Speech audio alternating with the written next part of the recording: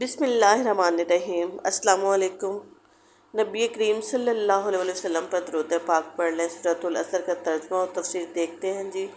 سورۃ العصر کا ترجمہ۔ بسم اللہ الرحمن الرحیم۔ اذا جاء نصر اللہ والفتح، اذا جب جاء آ جائے، نصر اللہ اللہ کی مدد، والفتح اور فتح، جب اللہ کی مدد آ جائے اور فتح نصیب ہو جائے۔ فتح سے مراد کسی ایک مارکے میں فتح نہیں، بلکہ وہ فیصلہ کن فتح ہے جس کے بعد ملک میں کوئی طاقت اسلام سے ٹکر لینے کے قابل باقی نہ رہے، اور یہ امر واضح ہو جائے کہ اب عرب میں اسی دین کو غالب ہو کر رہنا ہے۔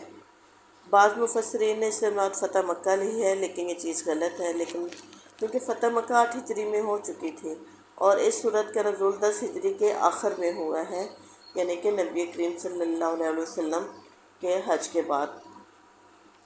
حضرت عبداللہ بن عمر اور حضرت سرا بنت بنان کی روایات سے معلوم ہوتا ہے کہ حضرت عبداللہ بن عباس کا یہ قول بھی اسی تفسیر کے خلاف پڑتا ہے کہ یہ قرآن مجید کی سب سے آخری صورت ہے، کیونکہ اگر فتح سے مراد فتح مکہ ہو تو پوری صورت کیسے ہو سکتی ہے؟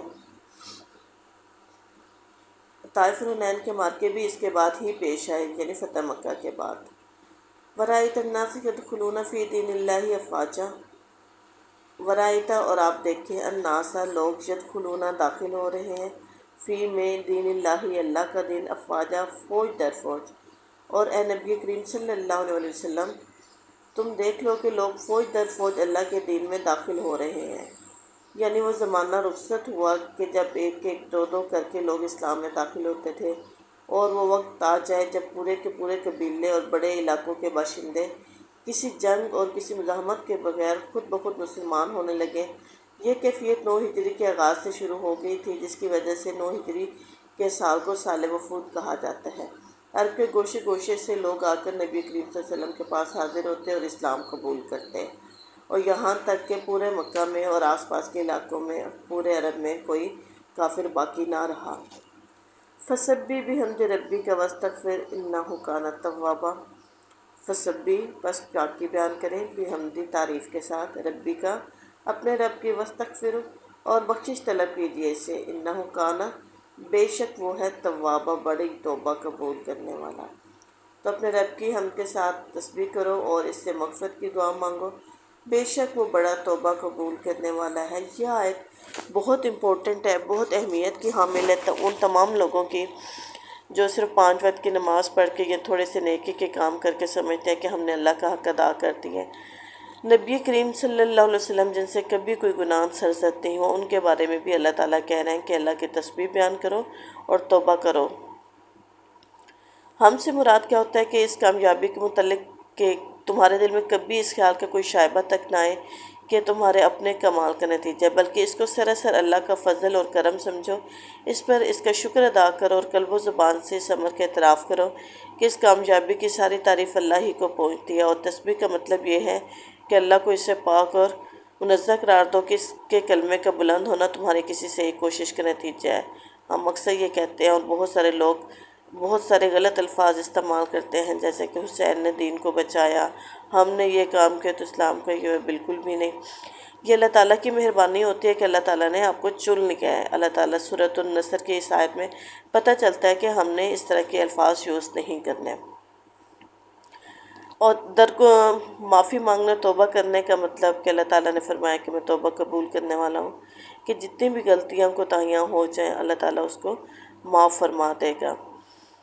کبھی یہ خیال نہیں آنا چاہیے کہ میرے اوپر میرے رب کا جو حق تھا وہ میں نے پورے کا پورا ادا کر دیا ہے، بلکہ اسے ہمیشہ یہی سمجھنا چاہیے کہ جو کچھ مجھے کرنا چاہیے تھا وہ میں نہیں کر سکا، اور اللہ سے یہی دعا مانگنی چاہیے کہ اس کا حق ادا کرنے میں جو کوتاہی بھی مجھ سے ہوئی ہے اس سے درگزر فرما کر میری حقیر سی چھوٹی سی خدمت قبول فرما لے۔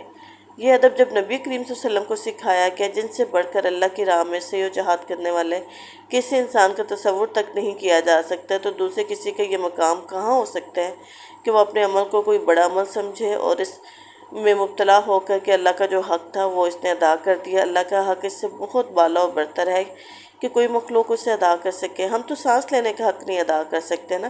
سانس لینے میں ہم کیا کرتے ہیں، ایک گندی ہوا باہر نکالتے اور تازہ ہوا اندر لے کے جاتے ہیں، یعنی ایک سانس کے ساتھ 2 شکر بنتے ہیں۔ ہم وہ 2 شکر بھی ادا نہیں کر سکتے ایک وقت میں، یعنی ایک سانس جو لیتے ہیں اس پر 2 شکر بنتے ہیں اور ہم وہ شکر ادا نہیں کر سکتے۔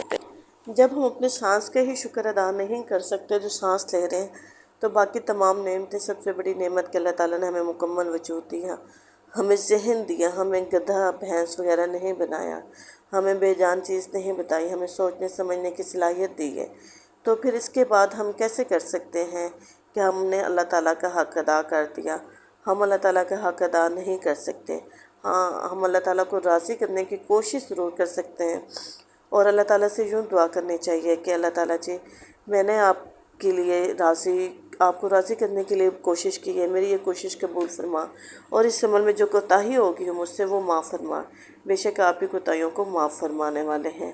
جب بھی نماز پڑھیں، جب بھی قرآن پاک پڑھیں، کسی کی مدد کریں، کسی کے حقوق ادا کریں، تو اللہ تعالیٰ سے یہی دعا کریں کہ جو کچھ دیا ہے آپ نے دیا ہے، آپ کسی کی مدد کر رہے ہیں، بہن بھائی کی، ان کے پاس کم پیسے ہیں، تو یہ اللہ نے ہی آپ کو توفیق دی ہے۔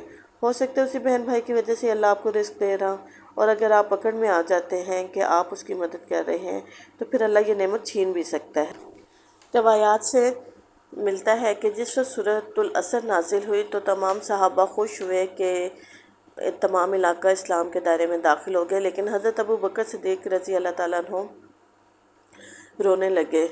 تو تمام صحابہ نے تعجب کا اظہار کیا اور ناراضگی کا بھی اظہار کیا، لیکن نبی کریم صلی اللہ علیہ وسلم سمجھ گئے تھے کہ یہ صورت کیوں نازل ہوئی ہے، یعنی کہ نبی کریم صلی اللہ علیہ وسلم کا کام ختم ہو گیا، اور یہی چیز حضرت